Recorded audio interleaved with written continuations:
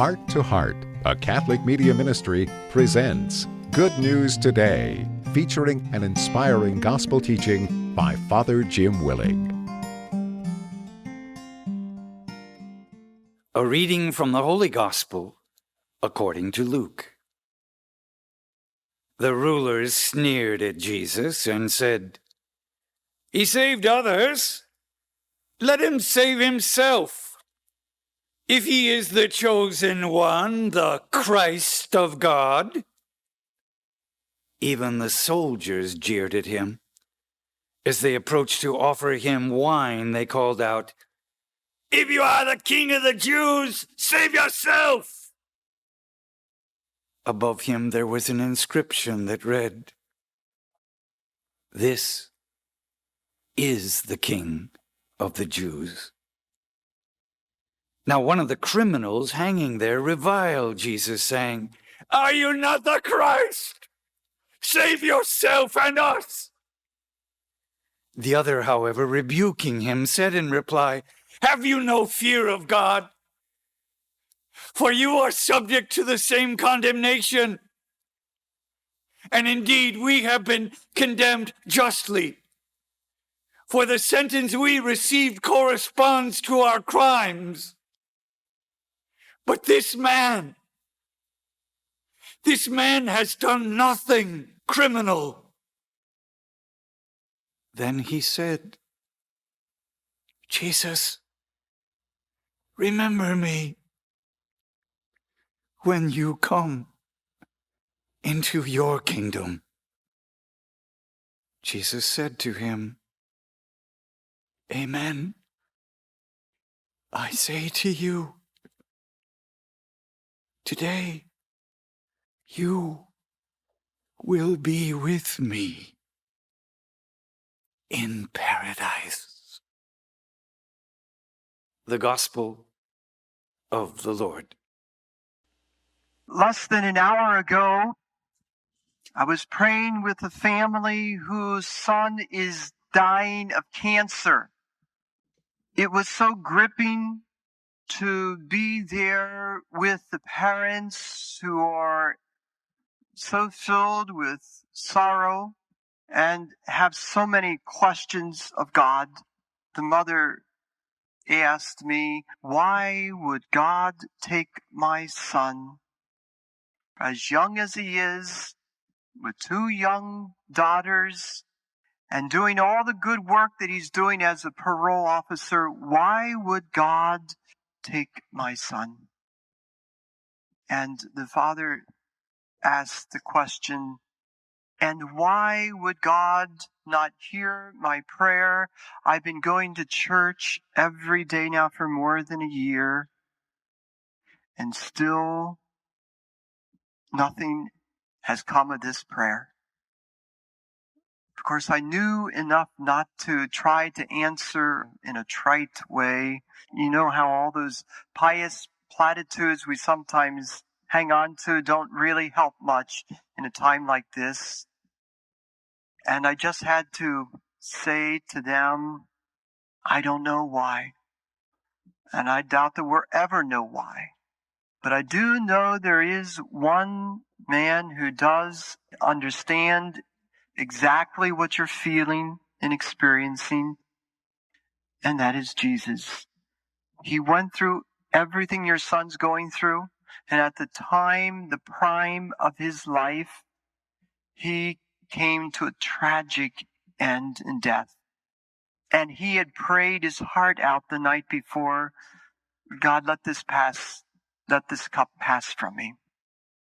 And he never got the answer he wanted. I don't know why, but let us join in prayer with him today. And we just prayed, and through their tears, I was so moved myself. I want to give that as an introduction to our reading today, because there's nothing pretty about this Good Friday scene. Unless we try to over-theologize or rationalize or spiritualize how this is, but I don't want to do that. I'd rather have us approach this gospel coming from our own struggle, even our own crisis of faith, with the same kind of questions that defy explanation, and to come to that place that we know to be the foot of the cross, your family's suffering, your difficulty in your life. Let's come there and let's find out what we need to hear and learn and do as we look to Jesus. He's the one who I think can help us in a time like this. As I prayed with the mother and father and the brothers and sisters who were there in that family, it was a profound moment of prayer. And all I can say is there was a sense of God's presence in the strength of His Spirit. At least that's what they said after we finished the prayer. And maybe that's all we can hope for and pray for. I don't know. But all we can really hold on to, I think. But this gospel is so powerful because it just touches us right where we're hurting the most, I think.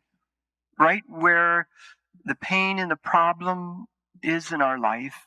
We're invited to join Jesus at the foot of the cross so He can help us. If there's anyone who can help us, it's Jesus. And let's see how He helps us, how He helped the two men on either side of Him. This is a little ironic. You understand that we would have this gospel on the feast of Christ the King. I mean, you have to think, what? It doesn't go figure.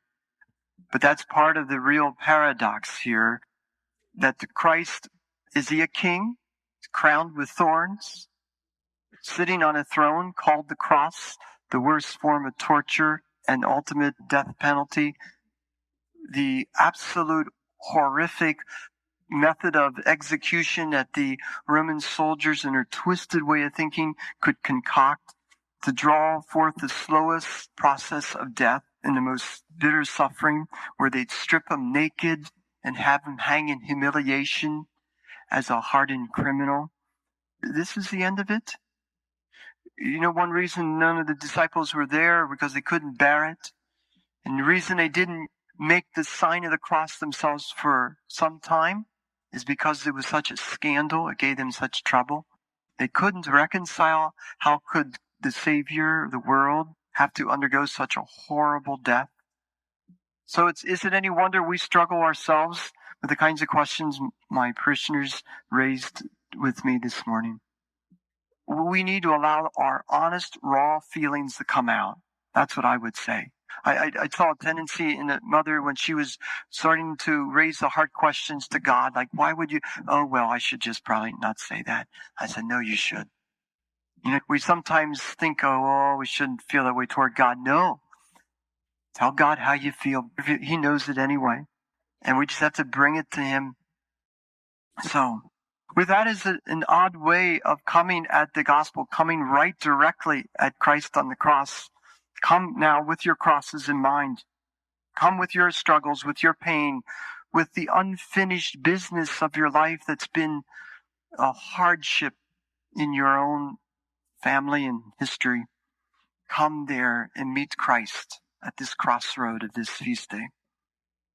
The gospel opens up by saying the people stood there watching. I mean, that's in fact what they did back then. They saw this death penalty, this execution taking place.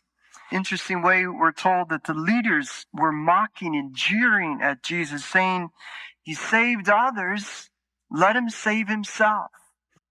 And then the soldiers began to mock Him and make fun of Him. And they said, if you are the King of the Jews, then save yourself. It's so interesting that these voices that were heard echo another voice heard much earlier in the gospel. You would recognize the devil's temptation of Christ in the desert. Remember 3 times he tried to get Jesus to show His power and save Himself from whatever difficulty or whatever. And 3 times Jesus refused to use power to be self-serving. He refused to use an authority over people to manipulate them or use God's power in a way that wouldn't give God's life. It's really something to think about when we hold Christ up as King. What we have here is a model of a different kind of power. And there's another kind of power, that's not of this world. It's a power to influence people for the good. That's the kind of power we're going to see Jesus so effectively teach and touch people with from the cross. That has become, in my mind, the most powerful pulpit in all the world for all of history. For if you want to know what Jesus has to say today, just look at the cross. It says it all.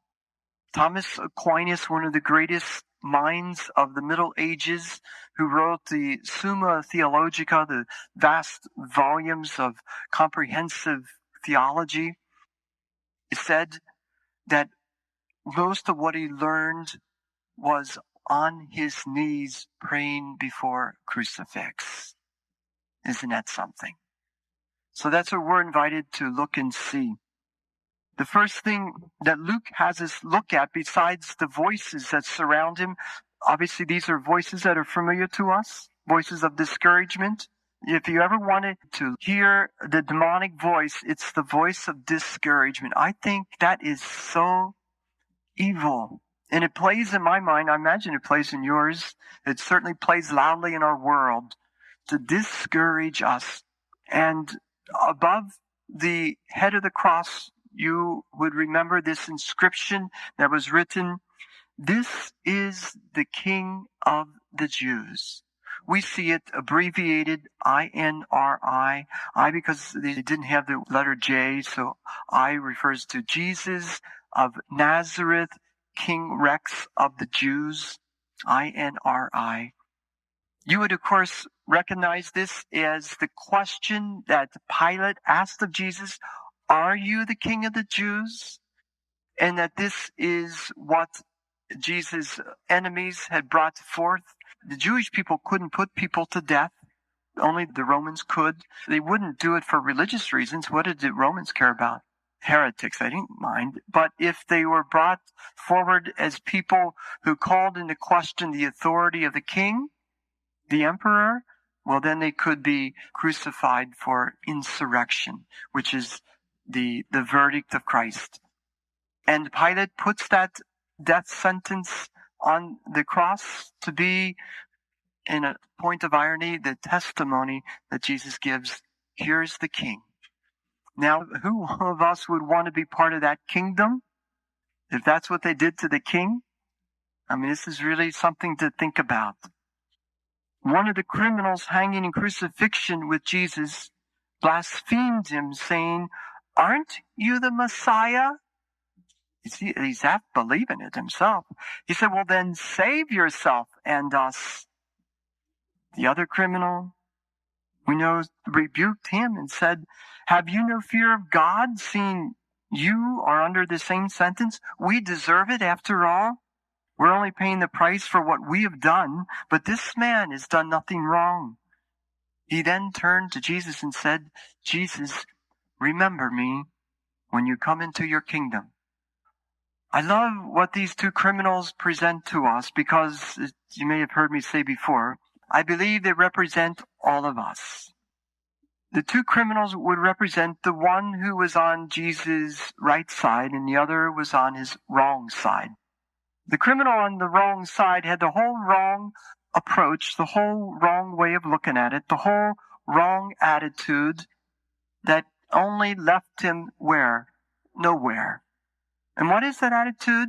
You recognize this. He did not take any responsibility for where he ended up. He was blaming and blaspheming Jesus for what happened to him in life. Does this sound familiar? You know, some people who do that. They are so good as critics, but critics never do anything. I mean, they don't do anything. What good ever came from someone who just criticizes? It doesn't do them any good. This guy is not only critical, he's cynical. And he's rebuking Jesus. In this, we could understand, he's asking to be taken down from the cross and telling the Lord what to do. Again, I think I fall into this thinking when, I give God a piece of my mind about things that are going on. And something that's not so bad about that As I said before, I think we really do need to be honest with the Lord and share everything we're honestly feeling. However, a lot is to be learned by the man who was on the right side of Jesus. That is to say, he had the whole right way of looking at it, the right sense of responsibility, ability to respond, the right disposition of mind and heart. What does he do? First, he takes responsibility for what's happened to him. He says, hey, don't you realize we've done this? We deserve this. I love this because I've learned this in pastoral counseling with people. They go on and on and on and on about maybe their parents did this or some teacher did that or somebody said such and such. And so finally, you have to come to the point after they work through some of their raw feelings and anger is to say, okay, now, you are responsible for your life, all right? You're an adult now, so you can tell yourself whatever you want to believe, okay? So from now on, you're the responsible one. And a lot of them just can't go there, It's really something. What happens, as I said, is what happened to the guy on the wrong side of Jesus. All his cursing and blaming, blaspheming, got him nowhere. Nowhere. But look on the right side. What can happen if we face our suffering by looking first to Christ? You see, there's such a powerful witness here for us. This man turned to Jesus. He did not ask to be taken down from the cross, but to be lifted up. He didn't ask to be taken away. He just said, Lord, take me your way. And he turned it all into a prayer. Jesus, remember me. Remember me when you come into your kingdom. Several things about that prayer that's so powerful. First, the name Jesus, is a name that means God saves. When you're really hurting, just say the name Jesus. What a beautiful mantra. In fact, I have found it helpful when I'm beginning to pray, just say Jesus. Jesus, as my attention turns away from all the things on my mind to Christ. And that's the problem, when we're really suffering, it's really hard to pray. Have you noticed? When we're really angry, it's really hard to turn attention to the Lord. Somehow this man, he was going through the exact same suffering as the other guy. He was in just as much pain. And talk about pain. It was excruciating. It was killing him, literally. Jesus. The other part of the prayer, remember me. Think of what the word remember. Make me part of. Make me one with. He united his suffering with Christ. You see, at that point, his suffering was what I would call sacrifice. You know the difference between sacrifice and suffering. Sacrifice means to make holy. What does that mean? That God can use this suffering if we unite it with him. He did not ask, as I said, to be taken down from the cross.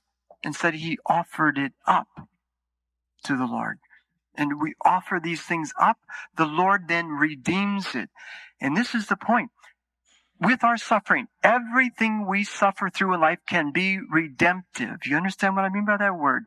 Good can come from it, however awful it is. You tell me the worst thing that happened to you in life, and I can tell you what is the best thing that can happen to you through it all. And that's exactly what we see on Calvary, the worst moment of human history where we killed God. And God used it to be the most redemptive moment for all humankind. There it is. And this man on the right side who got it, understood it, and prayed it, it became for him what? His way to heaven. But he asked for it. Remember me when you come into your kingdom. We hear a repetition of the Lord's Prayer, thy kingdom come. It's one I was praying with a mother and a father, and the father finally said, even though he asked me the question, look, I've come to church every day to pray for my son's healing. And I said, I know.